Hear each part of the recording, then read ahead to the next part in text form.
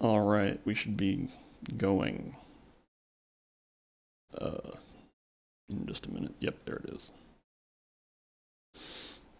All right, I'm going to take a few minutes to wind up here since I don't know how long it's going to be before people start filtering in. But I can fill some time by drawing some shapes. Wow, 7 gone. What options do I have for this thing?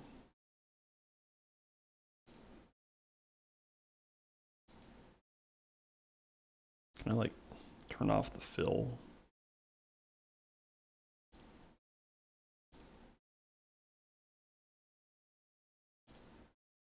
Oh, right. Yeah. Okay, so I can turn off the fill like that. And then like change this to blue or something. Then stroke width. Well, that's cool.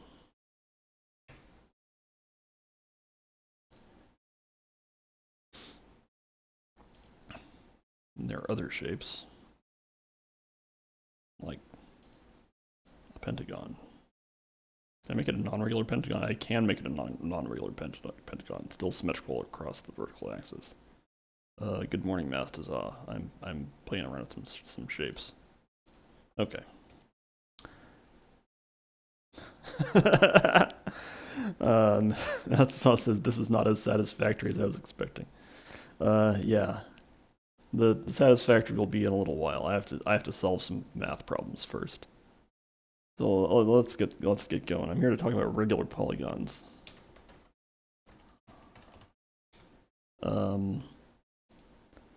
So once we solve some math problems, then we're gonna get back to the factory. So regular polygons are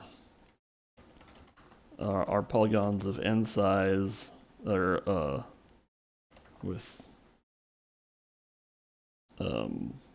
equal sides and angles.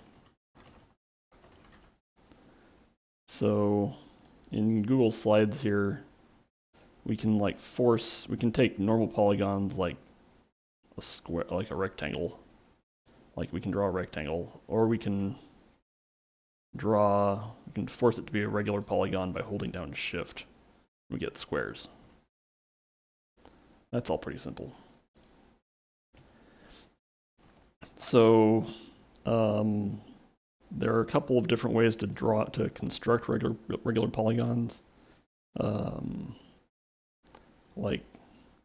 one easy way is to take a circle and subdivide it into an equal number of or subdivide it into a number of angles and then connect the dots. So, like if, for example, we have a 5-pointed star. So like if you take a circle and subdivide it 5 times like this, I'm gonna make this a little bit bigger, like this big. Then if you connect the dots, connect the points here, then you'll get a pentagon. Can I do that? You can kind of transparent. Yeah, you get something like that. So another fact here is that a polygon, regular polygon, of n, this looks horrible. Yeah. Sides can be constructed by subdividing a circle into n angles. In which case, like, the measure of one of these angles, which I'm just going to use theta to move all this stuff down. Well, not all of it, just that stuff. I'm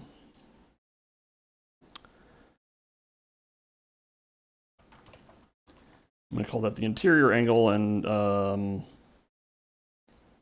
Actually, this isn't an if, this is a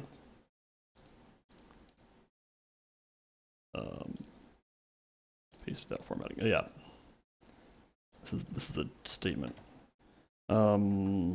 Equals 360 over n. So in this case of like the regular pentagon, it would be like 360 divided by 5 because there are 5 sides, and so it would be whatever that is. 360 divided by 5. So like the interior angle here would be 72 degrees. So another way of stating this is that these are like isosceles triangles. So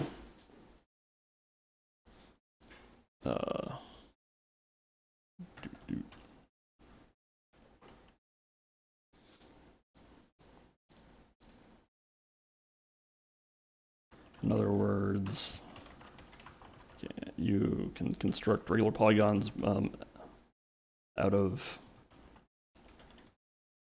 from isosceles triangles.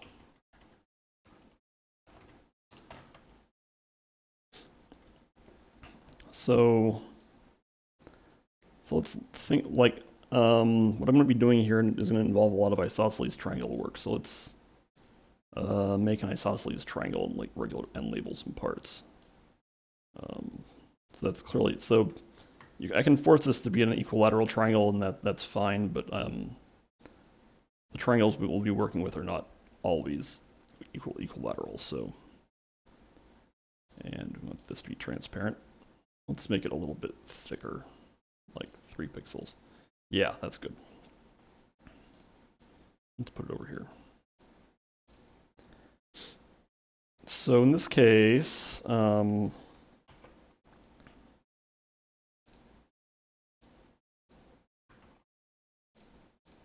let's move theta over to be where it is. So theta is roughly like there.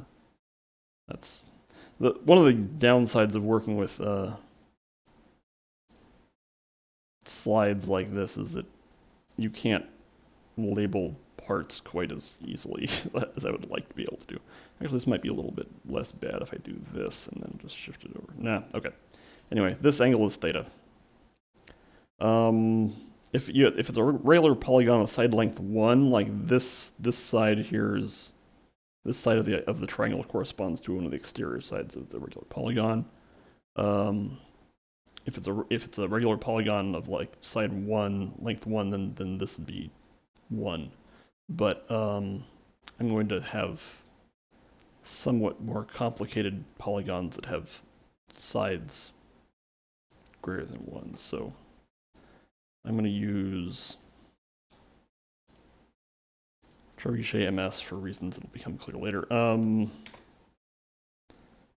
looks that looks amazingly stupid, but and actually I'm gonna make this triangle a little bit smaller. Choke it up just a little bit so I can fit K over here. Okay, so side length K. And then I want to label one of these sides, and I'm going to call this one R.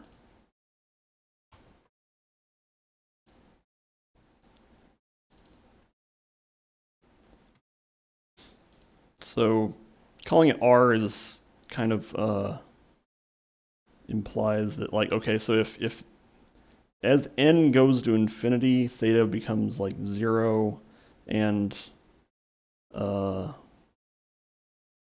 the shape gets asymptotically similar to a circle. So what you can kind of see here, so here's a 12-gon dodecagon. You can see this is already getting kind of close to a circle, and in this case, like the side length, it starts out in the. Actually, I can draw a line. You there, transparent. If I draw a line,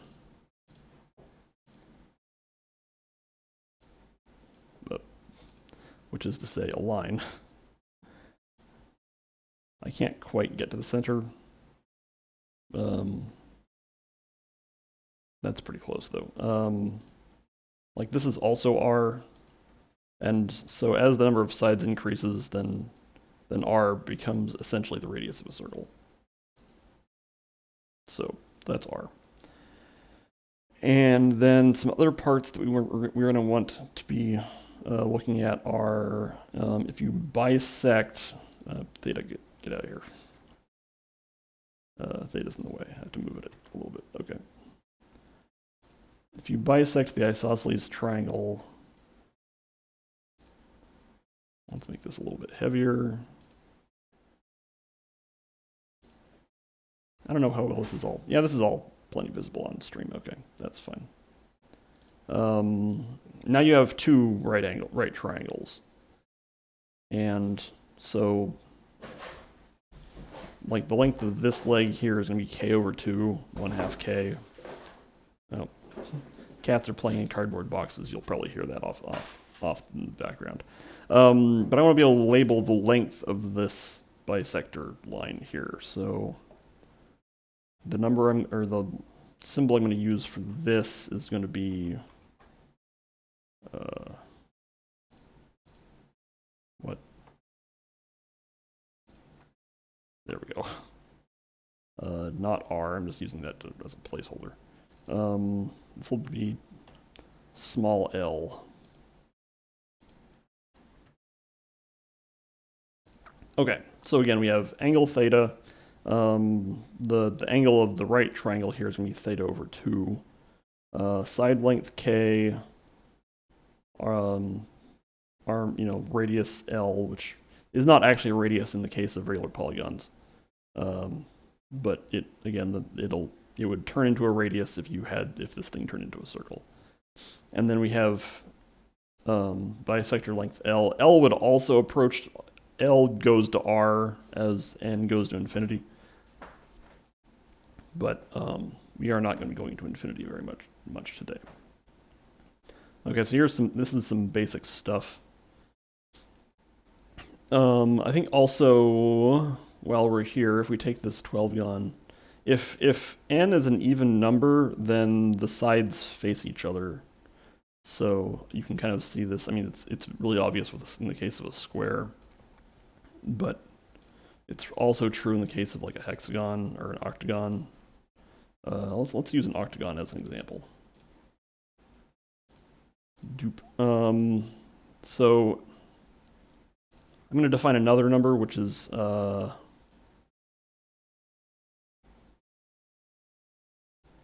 the distance across, which actually this can be a little bit more precise if I do it like this. From which this line can be anywhere in between here and the right vertices here, but this one I'm going to call, oops, grabbing another text box, big L, and for reasons that will become apparent, I don't know what this line segment's doing here. And we're just going to say big L equals, actually, big L equals 2 little l. Because there'd be like two isosceles triangles facing each other, and so it would just be this length plus another copy of that length. Okay, so that's some basics of regular polygons.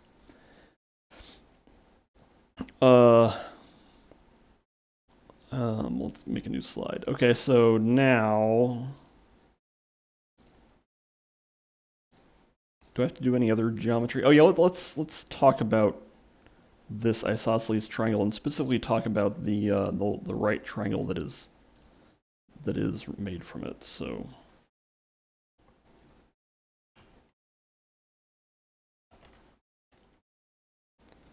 isosceles triangle properties. Yep. So let's make a right triangle.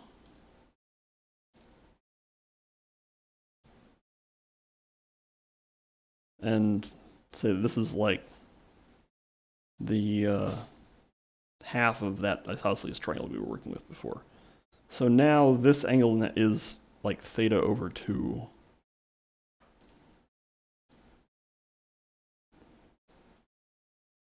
going to stay in trebuchet.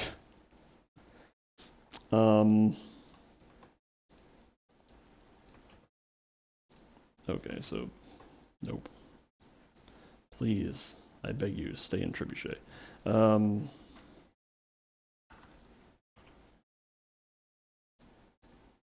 One of the weaknesses of working in Google Slides here is that it's really obnoxious to have like fractions, so I'm not gonna worry about that, but it will be a bad thing that keeps happening.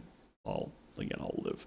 Let's label this again, just so we have all our parts labeled here. This is L.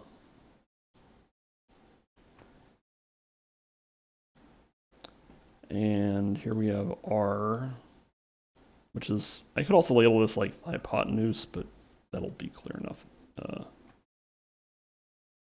And then this over here is K over 2.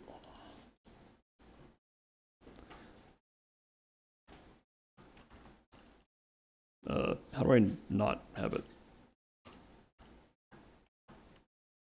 That looks horrible. I'm going to cheat here. This letter is not here.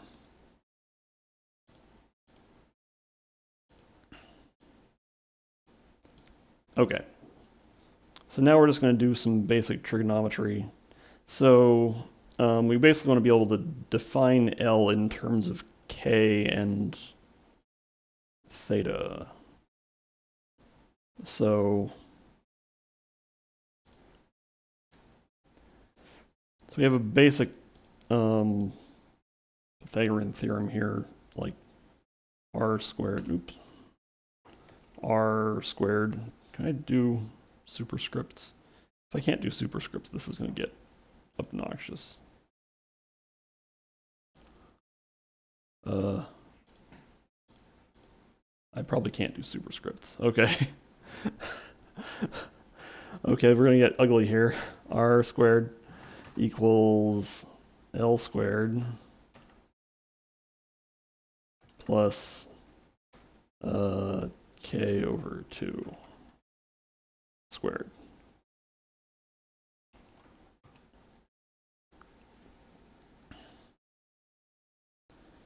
Although actually, is that even very important? Well, let's just, I mean, that is a basic geometry fact here, so let's leave that here. And this is where I wish I had done my, fired up like LaTeX or something to draw halfway decent formulas, because this is ugly as heck, but we're gonna move on. All right, so let's assume that we know theta and we know K. This business is true, but if you only know K, it's going to be kind of hard to solve that. So we're going to have to do some trigonometry instead. I think an easier way to do this is going to be tangent theta over 2. Let's just copy paste this right in here. Tangent theta over 2 equals K over 2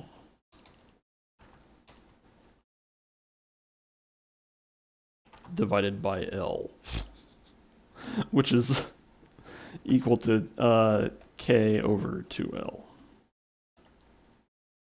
Okay, so now what we want to do is solve this equation for L. So we can multiply both sides by 2L. Well, actually, we can just multiply both sides by L. So we get L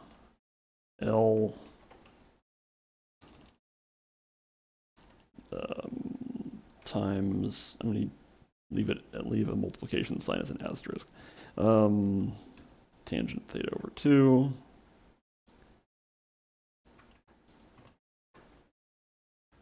equals K over 2. And then we just divide everything by tangent theta over 2.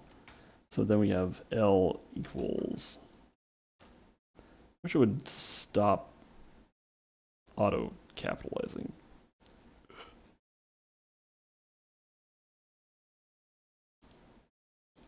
Yeah. Nope.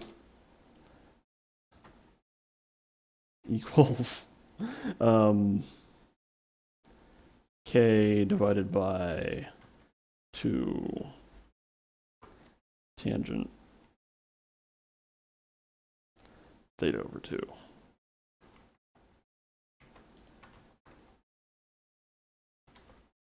Okay, which if I wrote that out by hand, it would be much less ugly. But now we've solved L in terms of k and theta.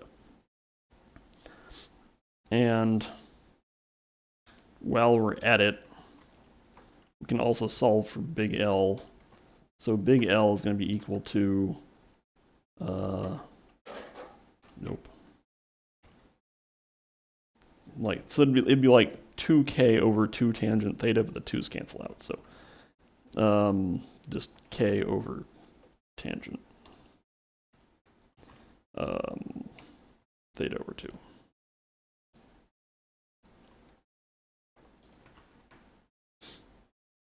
Okay. And very shortly we will see why I care so much about solving for L. So I think it's about time to start talking about what this has to do with factory design. So let's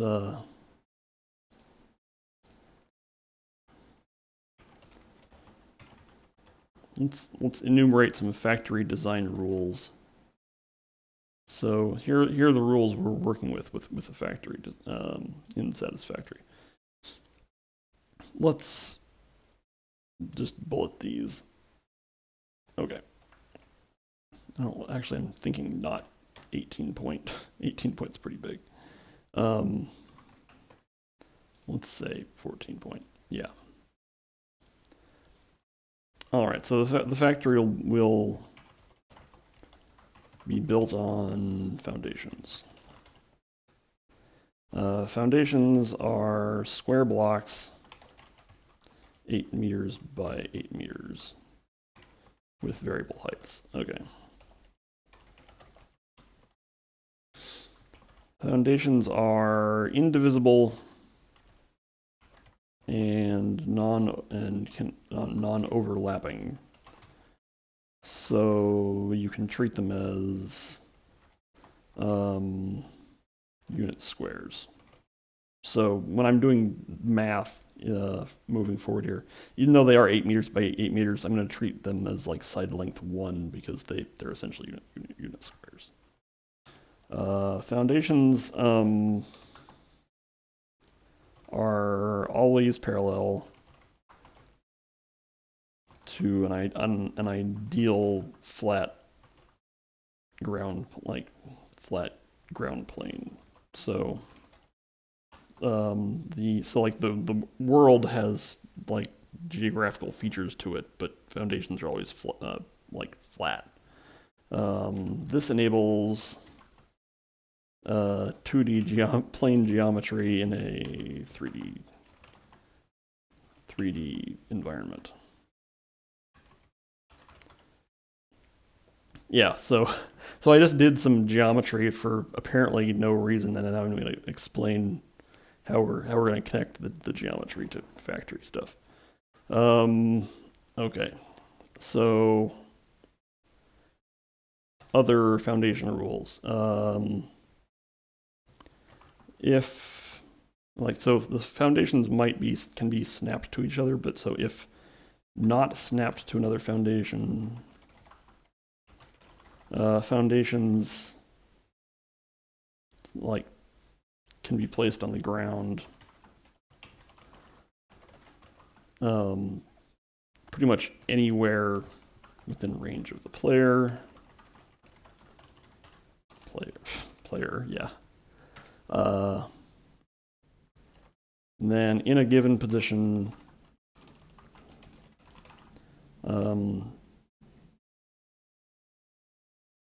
well, okay, yes. Also, if not snapped, to another foundation.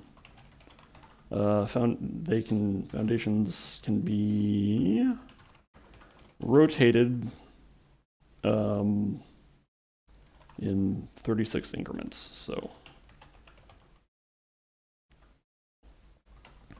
which is like 10 degrees per increment. So if you rotate it 36 times, it'll complete a full circle, and if you rotate it like 18 times, then it will be rotated 180 degrees. Most of the time, this doesn't matter. Like, you don't need to rotate it that much, because rotating a square 90 degrees is essentially a full translation most of the time. Okay, so these are the basic rules we're working with.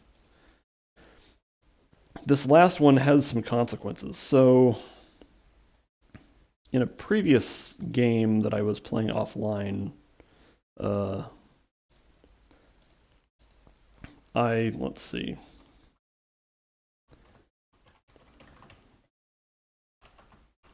Wow, I can't spell. So in the previous game, I made a factory that just looked like a big plus, which is to say this is not a very big plus. That was like this, and then I also wanted to have like alternating ones, so I would if I rotate this 45 degrees, and then overlay them. That's not quite what I want. Anyway, sort of like this, or sort of like the, anyway. Actually, I have a better way of representing this. This is horrible. One moment. Yeah. Let's just get that out of here. So I sort of wanted it to look like this. The problem with this is that since, as I stated up here, foundations can be rotated in 36 increments, 36 is not divisible by 8. So you can't really do this.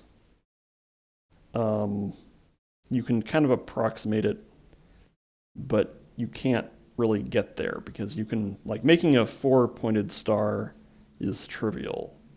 Making an 8-pointed star is, you can't really do it. So what we're going to be doing in the actual factory that I've been streaming the whole time is something different. Let's make this a little bit smaller. Like 80.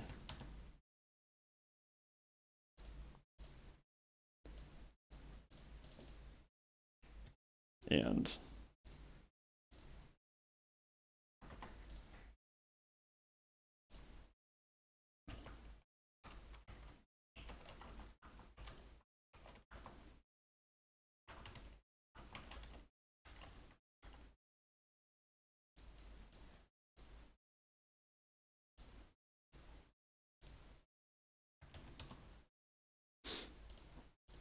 okay.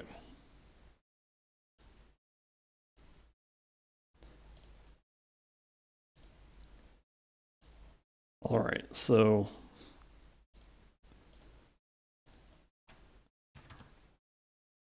if we can't really do an 8-pointed star, I'm going to talk about a design fact. The hexagon is the shape of the future.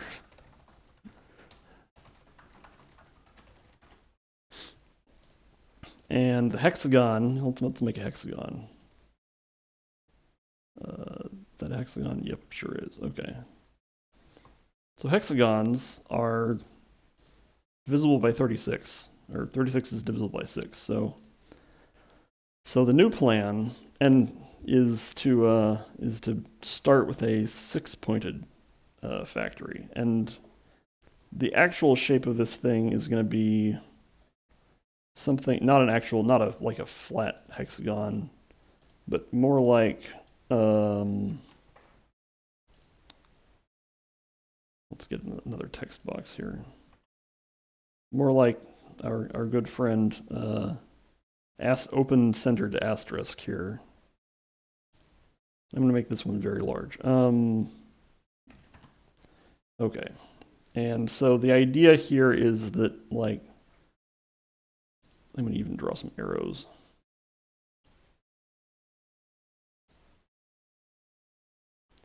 And then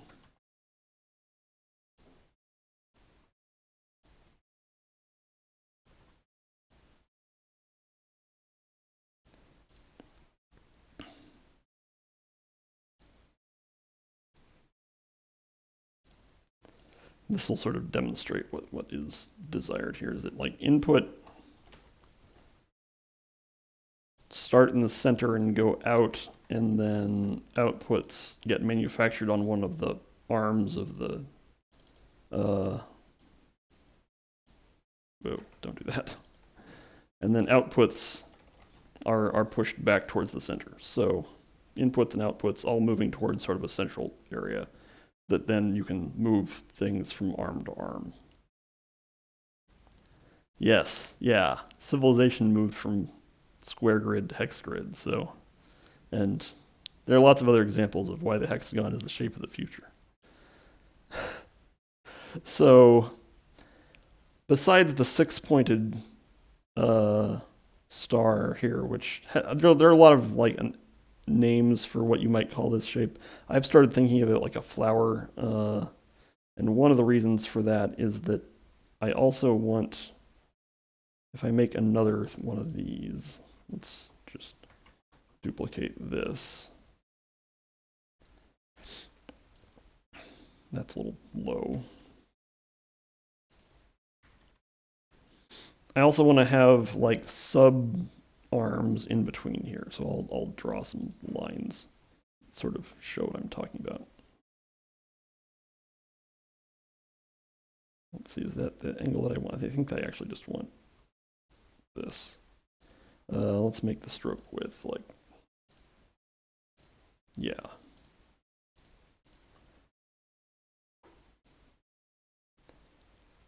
That's not quite the angle.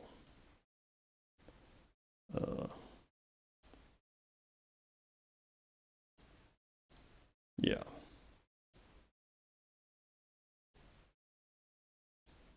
I don't want to get too caught up in this business, but I'll make this a little bit.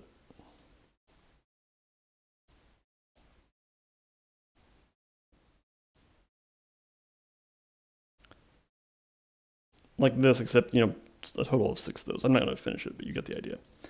So there would be like 6 main petals and then 6 more sub petals. So the question is how to build one of these things.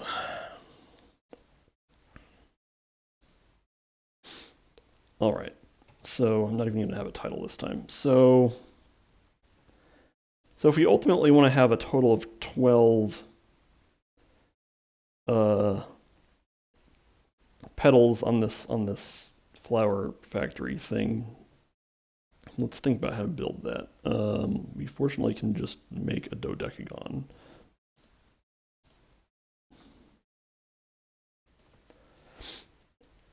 So I think the plan will be to start with a small dodecagon, build out the 6 major sides, and then build out the 6 minor sides. But it's all going to start from a single foundation right in the center. So everything has to be built off of one of these. Can I center this? Almost. There we go. So it's all going to start with me building one foundation right in the middle. And so let's rebuild some of our parts of a regular polygon. And then what else is going to matter? Okay, so then let's relabel some of these things.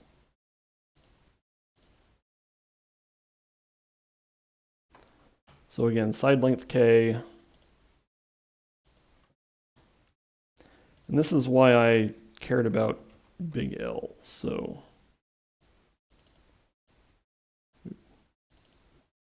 This is big L. Okay.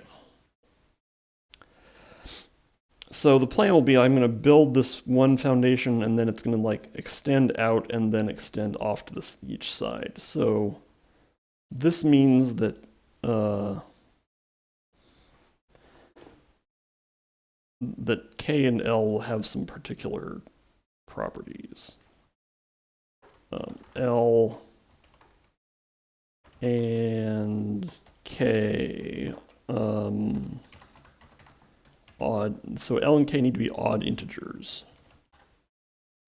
The reason for that is that I can only build even number. I want to have a single foundation in the center be the start, and then I have to build equal numbers of foundations on either side. So, like, it's going to be 2n plus 1 is going to be, and then once I get out to the sides, I'm going to build an even number on each side of the one that gets out there. So that it's going to be like the 1 plus an even number on each side.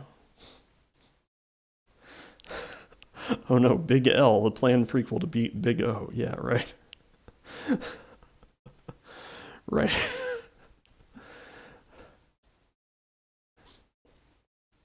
All right, so L and K need to be odd integers. So whenever I have some kind of measurement that like gives me an irrational number or something like that, I'm going to be usually rounding these things up to the nearest odd integer. So let's first figure out how big in satisfactory a 12-sided polygon is going to be. So the smallest one will be K equals 1. And back here, we said that big L equals K over tangent theta over 2. So we're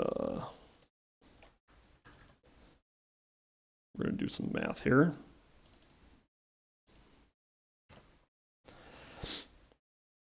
If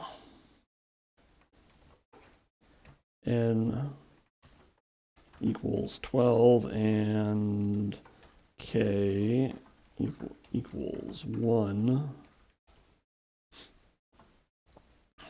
So if n equals 12, theta, I should, hold on. There must be an alt code for theta. 233. There's theta. Okay, good. So theta equals 360 over 12, but that's 30. Degrees. I'm going to do all this stuff in degrees because if I try to do it in radians, there's going to be a lot more fractions, and fractions look ugly in this format. So big L equals K over tangent theta over 2. So 1 divided by tangent 15 degrees.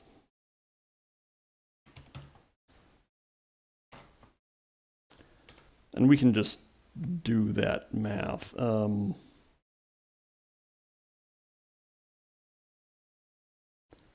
see, I'm going to do 1 divided by tangent. No. Actually, I think I should probably do it over here. So I have a spreadsheet here just for calculations. So can I like put a theta in here? Yeah. If theta is 15, oh, this is horrible. Is this visible? I should probably make this bigger. Yeah, I'm gonna go ahead and make this bigger. Let's just zoom to like 150%. Yeah, that'll be. Actually, let's just. I'm not gonna be doing a ton of rows here, so I can just make this thing gigantic. Let's just center everything. So let's say tangent, and then 1 over tangent theta.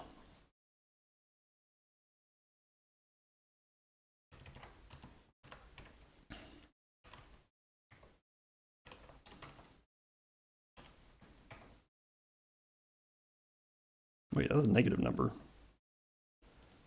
Am I an idiot? Because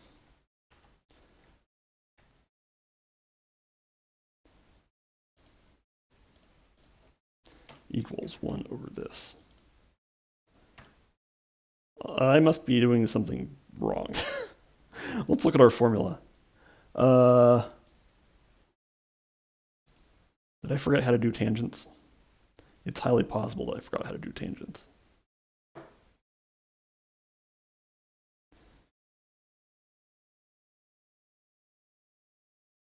Hold on.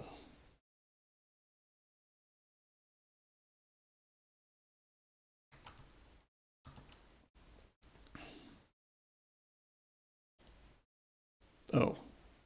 Oh, is it doing this in radians?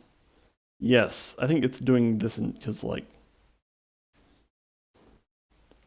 yeah. So I want to make it do this in, I guess I can convert this to radians. Let's just, I'm pretty sure what's happening. Well, we can do this. I will do a quick trigonometry test.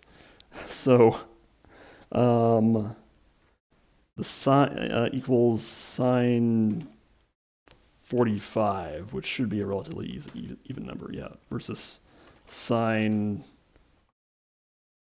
like 3.1415 over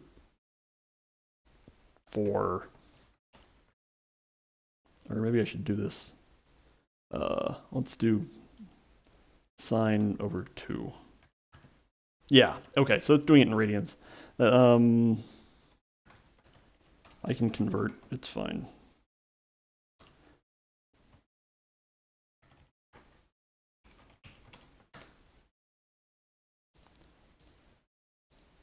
Okay. So converting degrees to radians, there's 360 degrees in 2 pi radians, or this times 3.141592. Actually, there probably is a pi function. Pi divided by 180. Oh, do I have to like have pi? There we go. Okay, so now this should be looking at B3. There. There, I did it. Okay, I have solved my trigonometry problem. Okay, so now to remember what this number is. This is big L, so so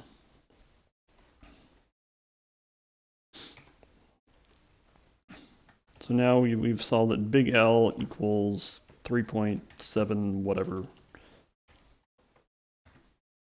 No, don't underline. 3.7 stuff, which I will round to 5. Because that's the nearest odd integer, because again, we need big L to be odd. And it can't be less than 3, because then k is less than 1, and that doesn't work. So what this means is, oh, that doesn't go there. We actually want it over here.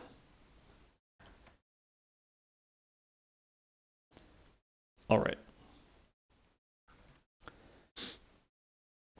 So what that means is when I'm building a 12-sided polygon in Satisfactory, I can place one foundation in the middle and then place 2 on either side of it, and that'll be big L. And so it's also important to note that like big L is the inner edge, so the actual foundations that form the perimeter of this polygon will be out past that. So like the inner, when I'm constructing big L will be 5 long.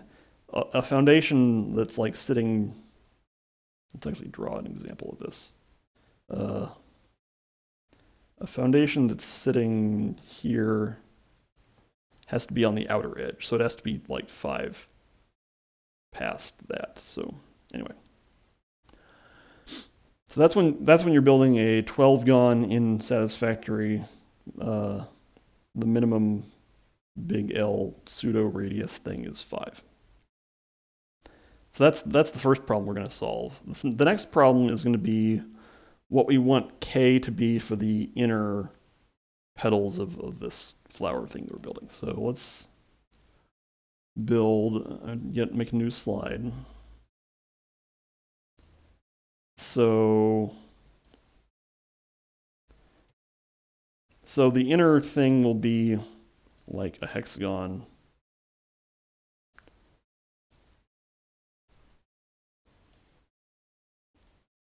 And this hexagon's going to have, what am I doing?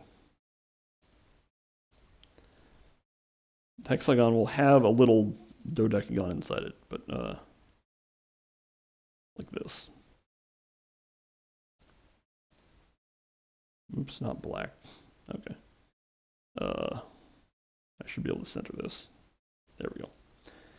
So first I'm going to build a little dodecagon, and then on the outside I'll build a hexagon. And the question, and then the hexagon will itself have like foundations extending off in these directions, like this.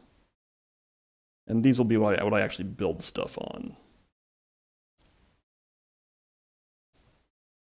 Nope, not like that. Okay. Like this. Okay.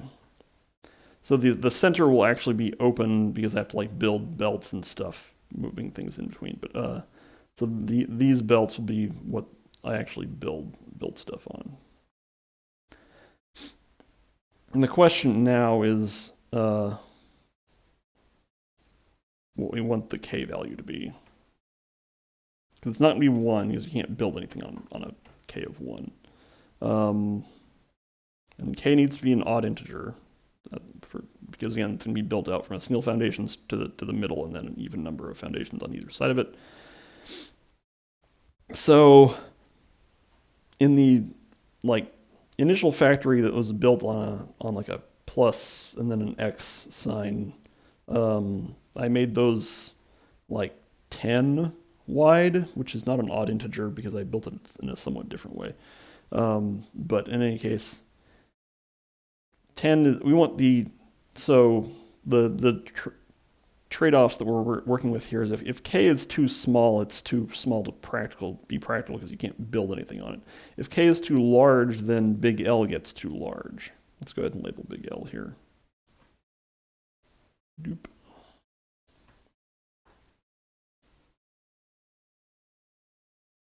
Put it over here.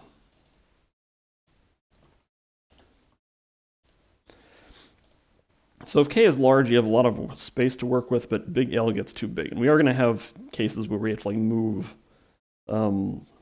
things via transport belt or conveyor belt across the open space in the hexagon. So we don't want big L to be too big.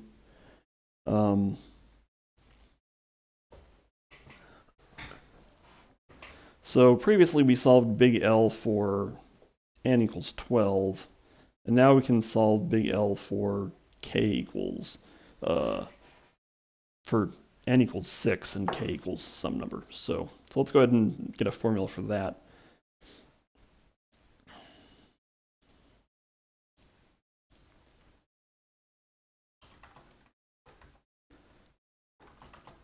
So n equals 6, and K is some odd integer around 10. Solve for big L.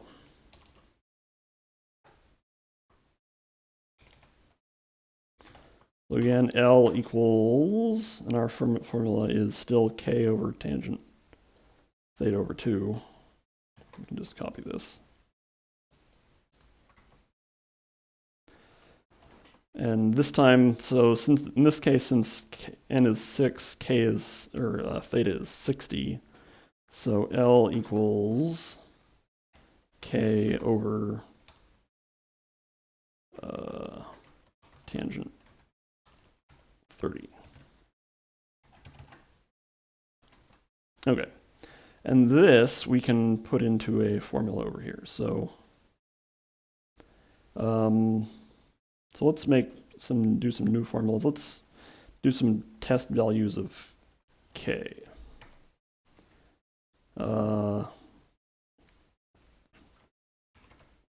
So first of all, we want, tangent 30. So tangent 30 equals 30 times pi over 180, which this number is actually equal to, I believe, like root 3. No, that's not true. Root 3 over 2? This is probably root 3 over 2. Let's check. Actually, we don't need to worry about that. Okay, so if this is k, then big L equals, for example, if we say k is 1, this is equal to this divided by this. We want this to be like fixed, so. And let's just do the odd integers, 1, 3, 5, 7. Again, anything less than 7 is almost useless, but let's just do this for completion.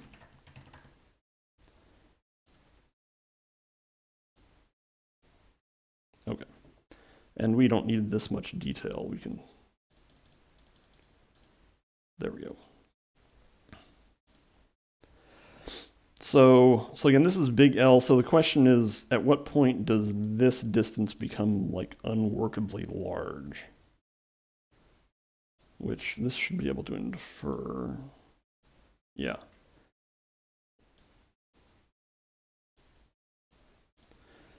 I'm kind of thinking that anything above like 25 will probably be difficult to work with. So another thing that I also want to do is I want to have like one little bit of like a subdividing line with like, that's like one foundation wide going through here. So I want to make sure that there's enough like extra space for one foundation to sort of squeeze through, and then this will hook up to the secondary minor petals. So 13 is, so k equals 13 is interesting, but it is really close to 23. I think I'll probably go with k equals 11, because that'll put us at big L of 21. You definitely don't want to round this number down. Bad things start happening when you start rounding this number down. So I think probably, once I actually get into the game, I can do some, I can try it out and see how I feel about it. But I think I'm going to start with k equals 11. So we're going to try k equals 11, big, not tab, big L equals 21. Is that what that number was? Yeah. So that's going to be like a central foundation, then 10 on each side of it.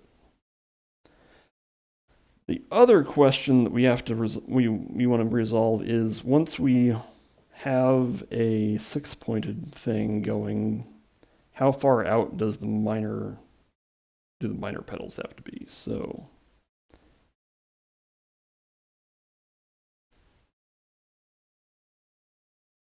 yeah, Mastazos seems to agree that a functional L of 20 is easy to work with. I have to count these out by eye, which there are ways to make that easier to manage. So let's say we have, actually we can probably construct this with just shapes.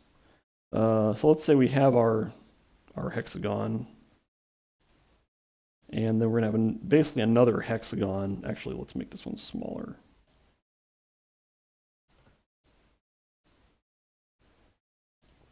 And then we're going to have another hexagon. Actually, I'm going to draw a line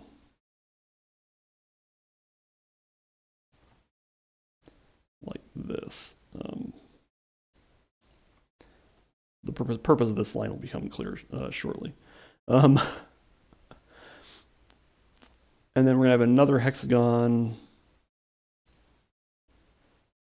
Actually, I think probably the easiest thing to do will just be to take this hexagon and copy it.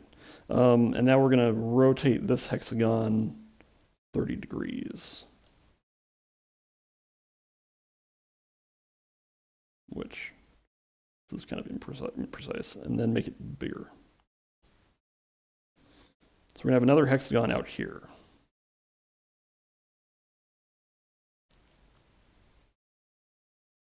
Which, this looks a little funny, actually. But in any case, is this actually the right rotation? Yeah, this is correct?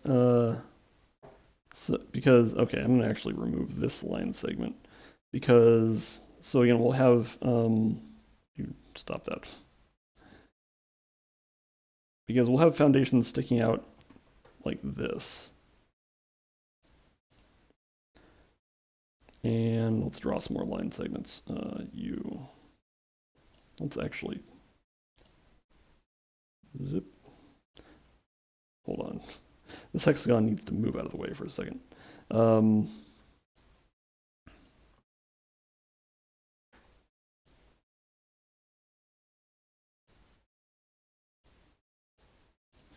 Like this, and then the question will be, at what point can I have a line segment going like this that's wide enough?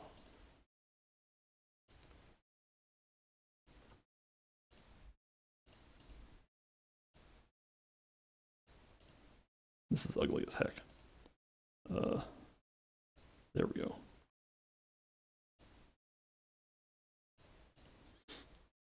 Like that. So we now we want to know what this distance is. This is all a little bit approximate now. And this will essentially be a big L, which I didn't draw this very well, but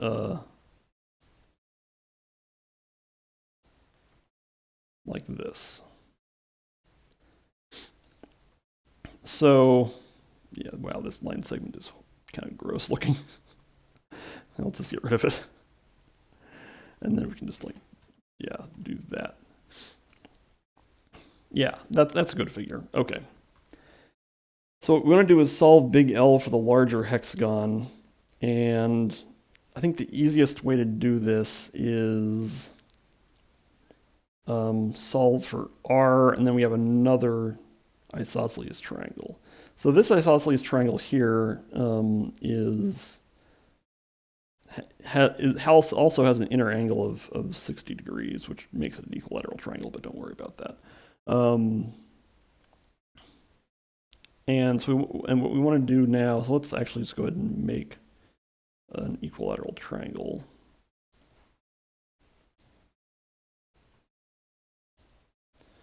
I'll even like rotate it around so that it looks kind of like this one. So this equilateral triangle, we want to have our good friend K to be the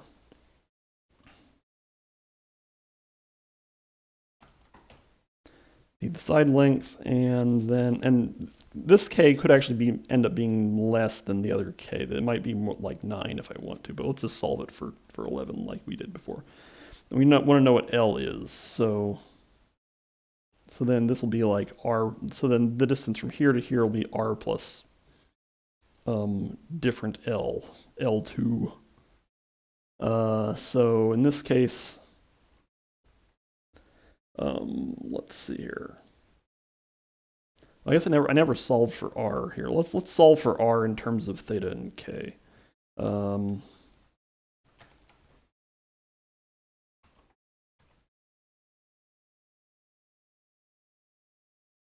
I force it to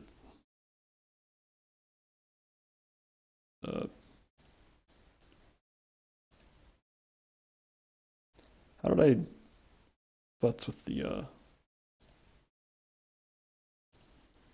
capitalization? I think I did it once, but I've already forgotten. Oh, text, yeah, capitalization. Lowercase, okay.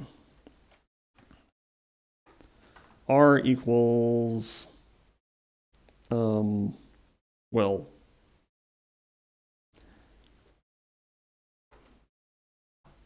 no, don't do that. Text, lowercase. Nope. Oh, here comes Jasper. Do you know your geometry, Jasper?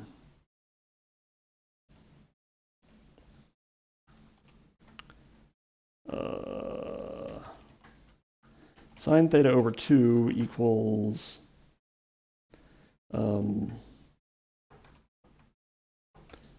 k over 2 over r.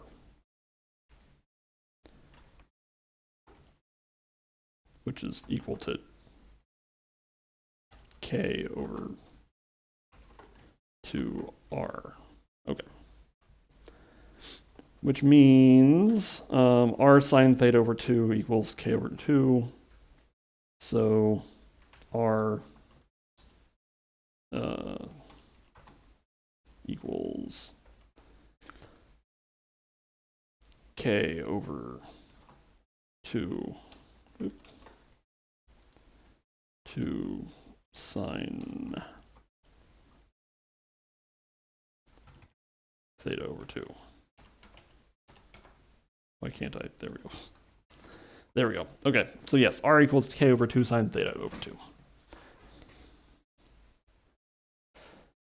So we're almost done here, which is why the figures have started getting kind of ugly.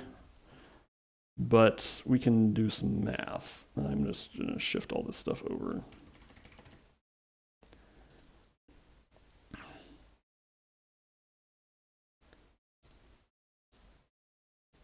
So now,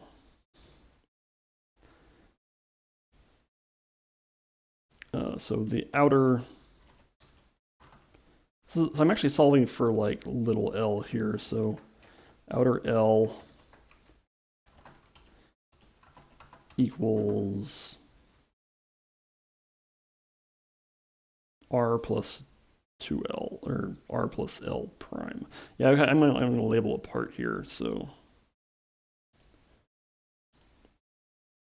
Yeah, thanks.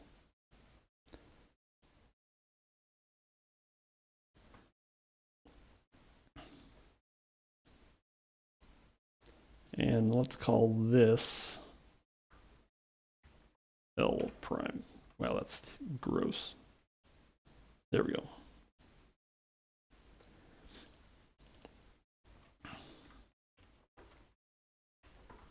Plus L prime. Okay. Okay, so R equals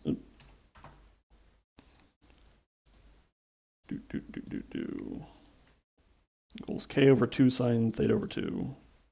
And again, k is going to be 11. 11 divided by, I've already forgotten the formula, 2 sine 30.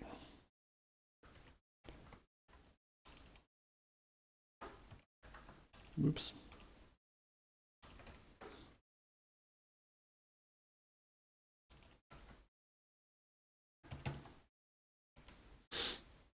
Okay, and let's just solve that over here.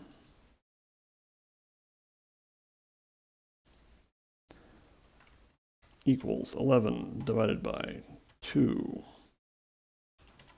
2 times sine, well, I can do this in radians. So 30 degrees in radians is pi over 6. Is that right? Yeah.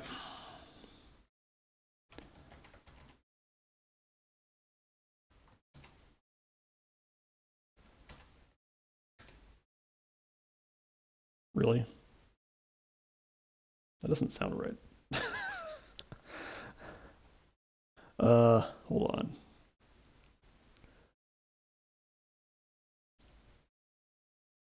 Wait, k equals r. Oh, of course k equals r. Okay, so yes. If n equals 6, then k equals r. Okay. Fantastic. Okay, so let me explain what just happened there. If in the special case of hexagons, the isosceles triangle is actually an equilateral triangle. So in that case, k equals r.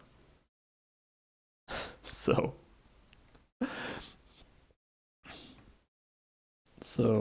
r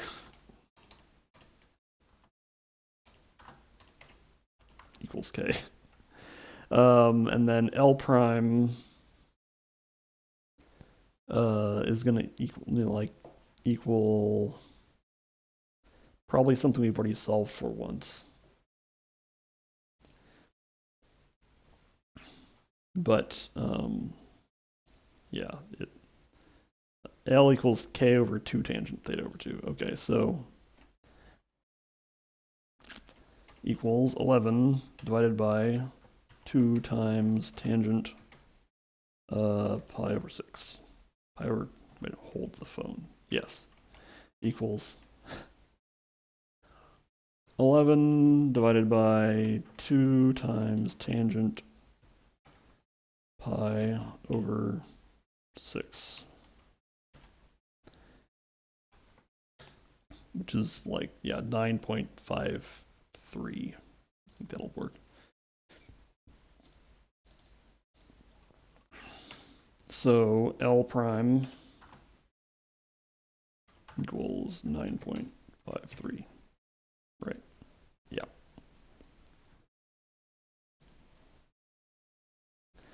So outer little l equals 11 plus 9.53 equals like 20.53, and that's a little l. So outer big L, nope, equals 2 times 20.53 equals like it's gonna be 41 and change. It's gonna be obnoxious. Equals 41.06. So the question here is like whether this needs to be round to 43 question mark. Okay.